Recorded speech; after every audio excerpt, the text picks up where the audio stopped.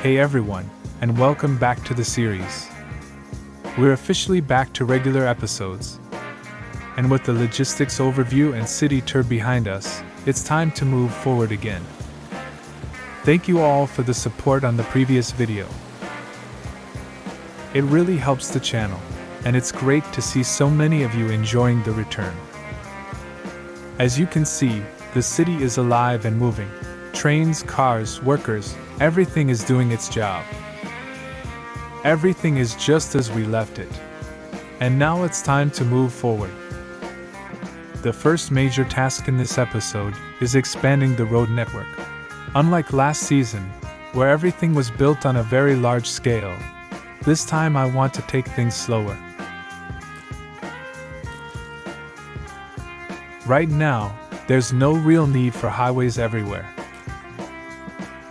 And more importantly, we're still early in the game, with limited finances.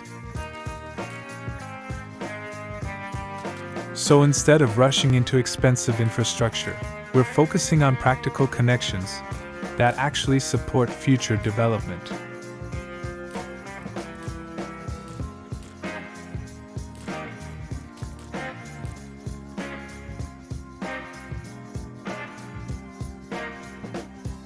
One of the new road branches requires a bridge over the river. I am in a dilemma about which type of bridge to choose. On the one hand, the prefabricated panel bridge will be built much faster, but we do not yet produce such panels and will have to import them. And on the other hand, there is the concrete bridge. But before we can continue, the terrain needs some work. A bulldozer is brought in to terraform the area and prepare a clean, usable path for the road and the bridge. Once that's done, we can start extending the road properly. For now, the goal is simple. This road will lead toward the coastline, which makes it a good candidate for a future harbor location. There is also a lot of flat land in this area suitable for agriculture and other purposes.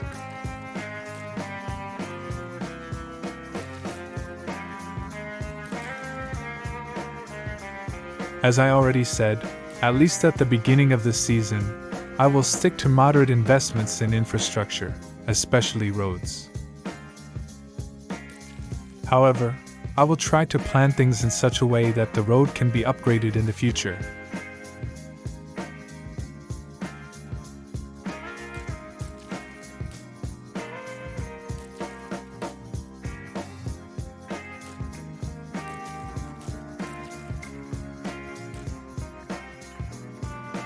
As with the roads themselves, I also stick to simple intersections too.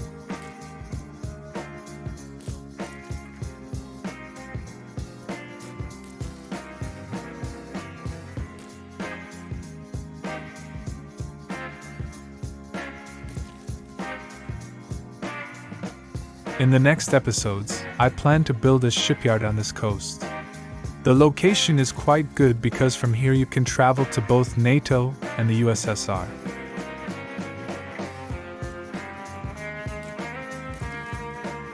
Back at the bridge, I plan to establish a small town connected with construction, specifically a helicopter construction office. The goal is to have a rapid response unit, so to speak. This project would contribute greatly to the accelerated construction of our republic, but more on that in a moment.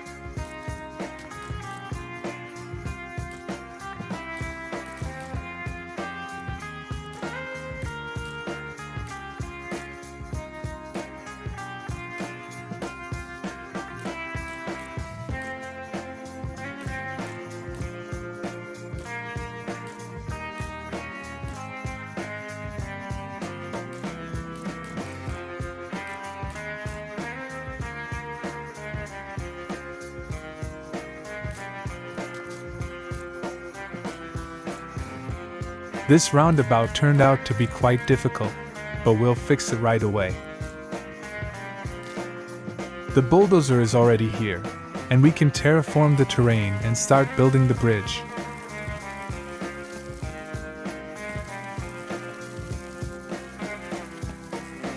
To be honest, It's quite a long bridge, but I don't want to interfere too much with the landscape and mess up the map.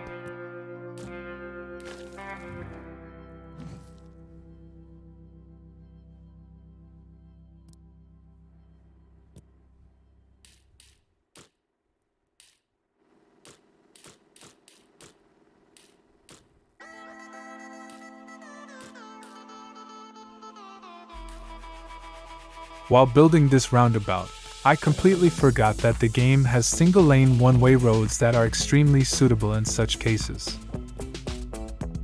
In general, they are very useful in the construction of various road intersections. Anyway, I will now rework it so that it is both effective and pleasant to watch.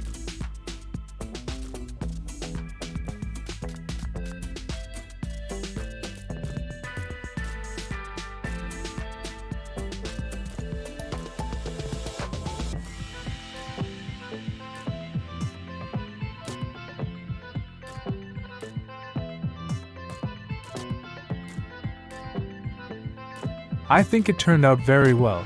What do you think? Share your thoughts in the comments.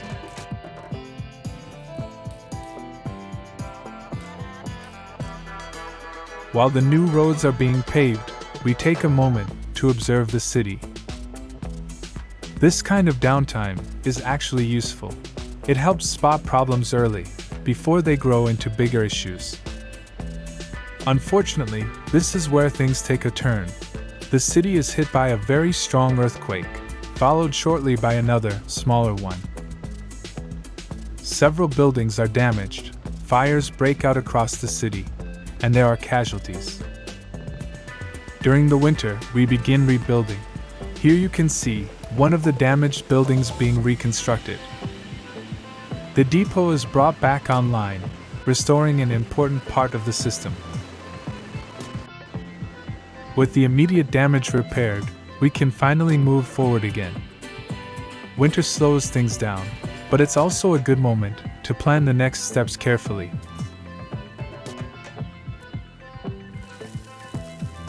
What we're working on here is a branch off the main railway line. So the first step is careful terraforming, just enough to smooth the terrain, without overdoing it or creating unnecessary slopes. For now, this line will lead toward an area rich in oil deposits, where crude oil production will begin in the near future.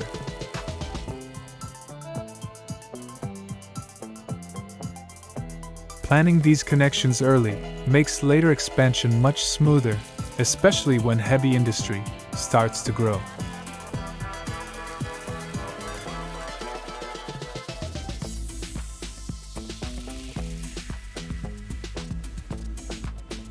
Because of the terrain, bridges are unavoidable here. They add cost, but they also keep the line clean and direct. A well-placed bridge is often better than a long detour, especially when this line is meant to serve industrial traffic.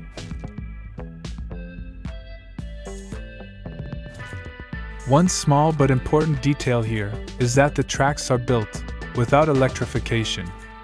This is intentional. When tracks are not electrified, the construction vehicle can continue building from one segment to the next without stopping.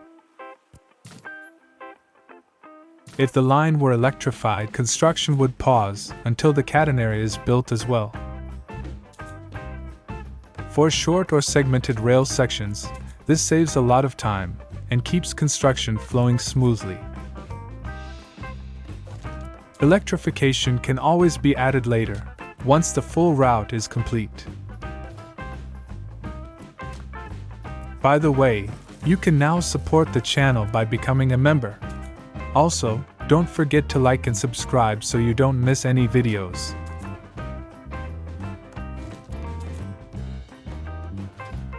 At this stage, most of the work is repetitive. Terraforming, track placement, and bridge construction. This is where time-lapse shines, showing steady progress, without rushing decisions.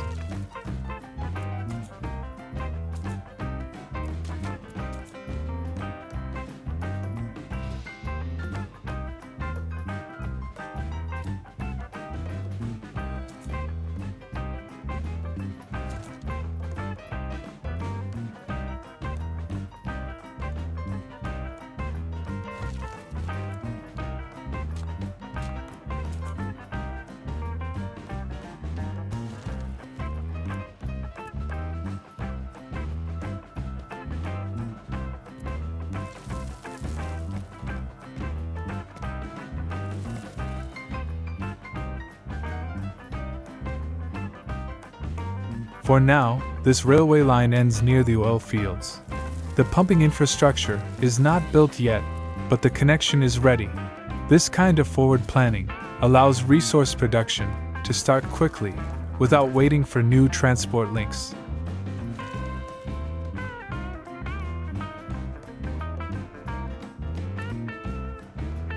With the railway extension planned, we shift our focus back to road infrastructure. This next project is not a top priority, but it's still important for long-term flexibility. It's essentially the continuation of the road network, forming a second branch that will be useful later on. The first challenge here is crossing the new railway line. Instead of using level crossings, I'm planning an overpass. Once again, terraforming plays a key role here, allowing the bridge to connect smoothly, without extreme slopes. This keeps road and rail traffic separated, which avoids future bottlenecks, and makes the layout much cleaner. From here, the road splits in two directions. One branch follows the route toward the oil field area, supporting future industrial traffic. The other branch continues along the main road, strengthening the primary connection through the region.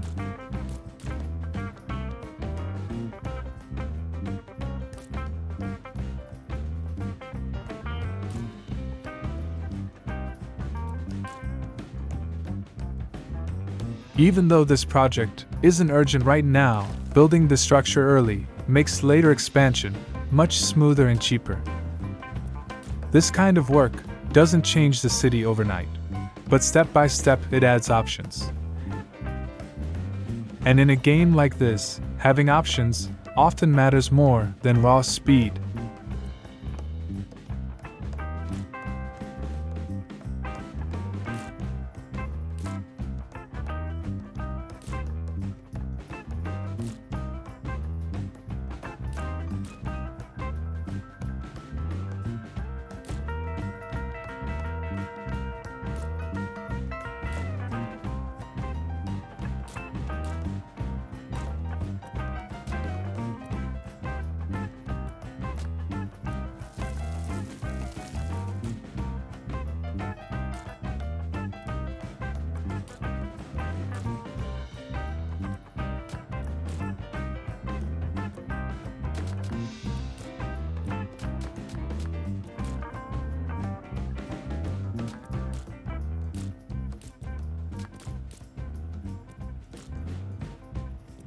In the end, my attempts to come up with a different intersection ended up with a roundabout again.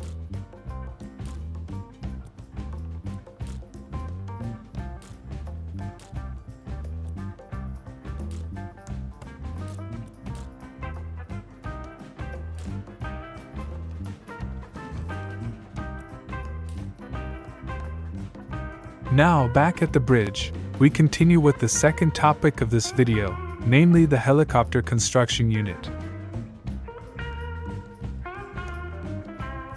A system that allows construction to continue even in locations where road access is limited or not yet finalized.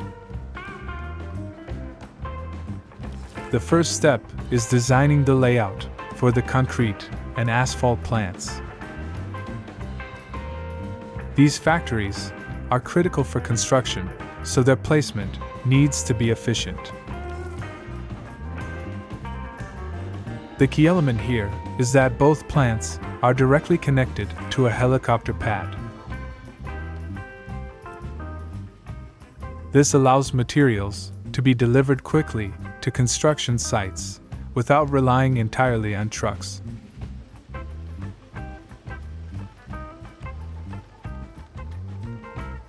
Near this construction complex, I will build a small town to house the construction workers who will work here.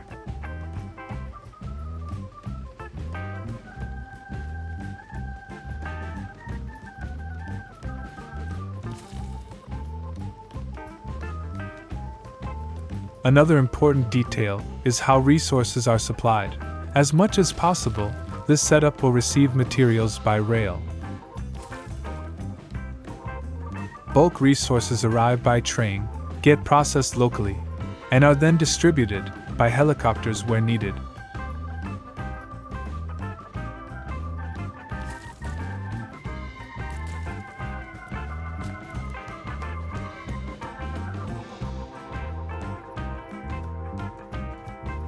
The layout will include everything necessary for the construction office in one place so that no time is wasted.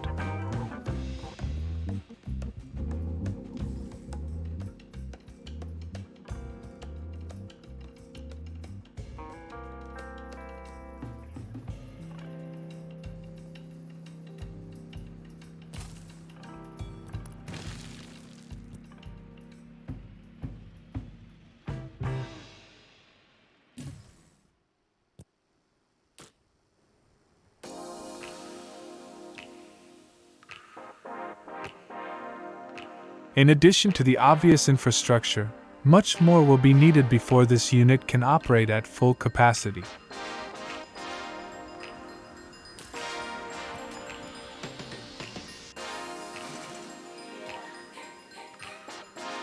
Everything will become even more complicated when it comes to people. More logistics, more waste, public buildings and infrastructure, transport. That is why the construction of the settlement will remain on the back burner. First and foremost, it is important to get the construction unit up and running.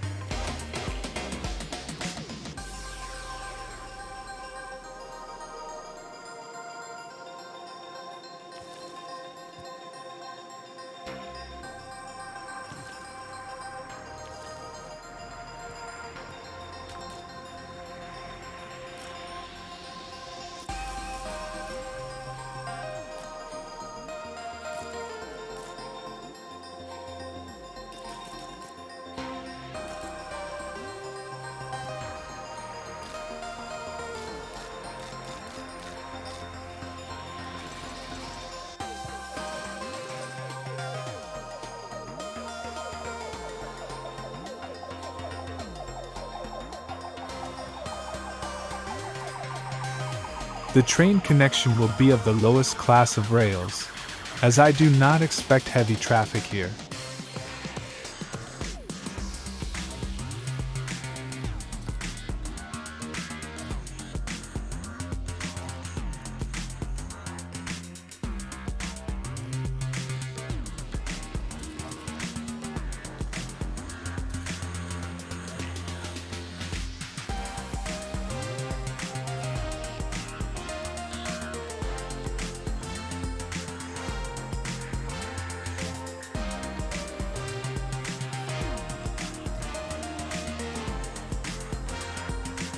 Well, the design of the main part of the project is complete.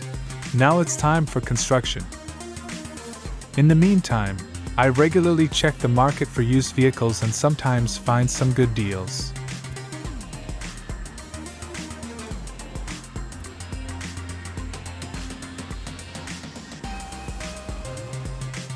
After nearly a year of in-game time, most of the buildings have been constructed.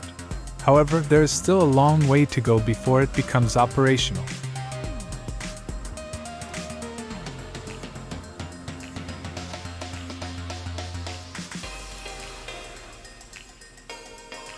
While construction of the complex is underway, we will focus on designing the future city for the workers. As I already mentioned, when it comes to people, things become quite complex, given that the needs of the residents must be met. And it's not just a store selling goods. Entertainment opportunities should also be provided to people.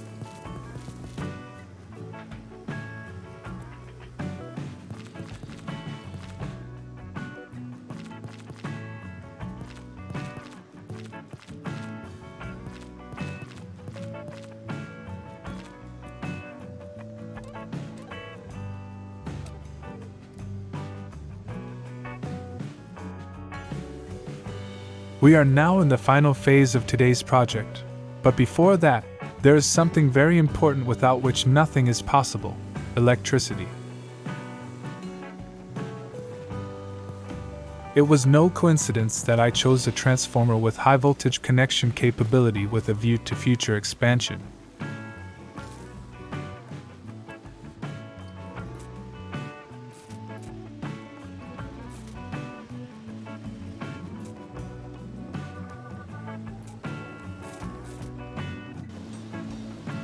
With the electricity hooked up, we can start supplying the warehouses with materials.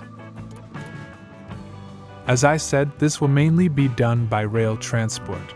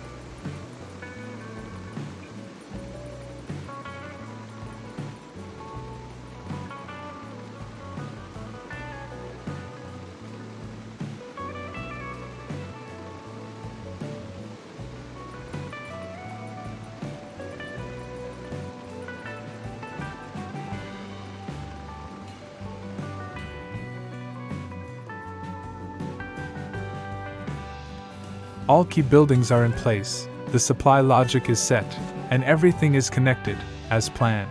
From this moment on, the system becomes nearly fully operational.